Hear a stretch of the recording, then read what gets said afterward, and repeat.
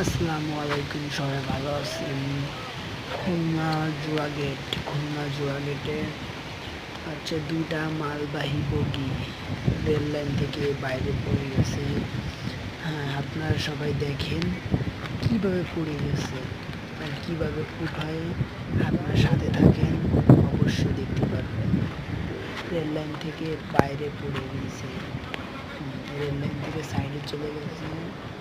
আপনার বৃষ্টির কারণে চলে পড়ে গেছে। একটাও ঘুমিয়েছে, একটাও ভেঙে যাচ্ছে, আর একটা এগুলো হচ্ছে কাজ চলতেছে।